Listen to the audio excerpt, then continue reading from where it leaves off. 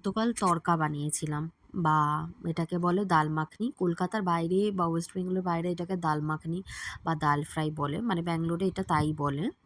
আর বানানোর প্রসেসটা যখন ওদের থেকেও জানি তো একই। কলকাতাতেও তড়কা তো অনেকে সামনেই বানিয়ে দেয়, আর সেই রকমই আমিও বানিয়েছিলাম, তোমাদের সাথে শেয়ার করছি। এখানে পেঁয়াজ কুচি, টমেটো কুচি, ধনে পাতা, আদা গ্রেট করা আছে, আর রসুন কুচি। এতে রসুন বাটা থেকে রসুন কুচি ভালো লাগে।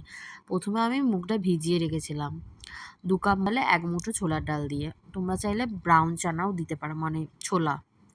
আর এখানে কড়াইতে প্রথমে জিরে তেজপাতা ফোড়ন দিয়ে দিতে হবে রসুন কুচি, তারপরে দিয়ে দেবো পেঁয়াজ কুচি, দিয়ে দেবো একটা টমেটো কুচি, 2টো পেঁয়াজ, একটা টমেটো কুচি। এটাতে বেশি গ্রেভি লাগে না, কারণ তরকাটা মুগটা গলে গেলে অলরেডি নিজেই গ্রেভির মতো হয়ে যায়, তার জন্য অল্প পরিমাণ দিলেই হবে। পেঁয়াজ, টমেটো, আদা কুচি, কিন্তু কুচি দিতে হবে, বাটা নয়। আর ধনের গুঁড়ো 1/2 চামচ, জিরে গুঁড়ো 1 চামচ, লঙ্কা ঝাল অনুযায়ী, আর কাঁচা লঙ্কা কুচি দিয়ে দেব, হলুদ দিয়ে সবটাকে সামান্য জল দিয়ে ভালো করে মিশিয়ে নেব।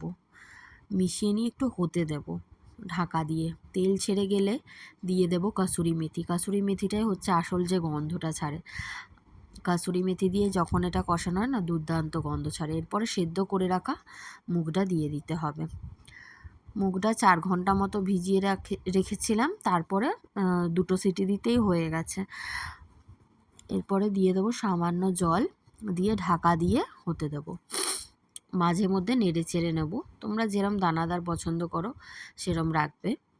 অলরেডি এটা সেদ্ধ হয়ে গেছে, কিন্তু একটু গোটা গোটা দেখা গেলে ভালো লাগে। পুরো মসুর ডালের মতো ঘেঁটে দিই না, যেই ডাল যেরম, তো সেটা যেন খাওয়ার সময় বোঝা যায় যে এই ডালটা খাওয়া হচ্ছে। তো লাস্টে ধনে পাতা কুচি দিয়ে দিলাম, আর দিয়ে দিলাম 1 কোয়া মতো বাটার। এই হচ্ছে আমার তড়কা রেসিপি। ভিডিও ভালো লাগলে সাবস্ক্রাইব করো, পাশে থেকো। আজকের মতো টাটা।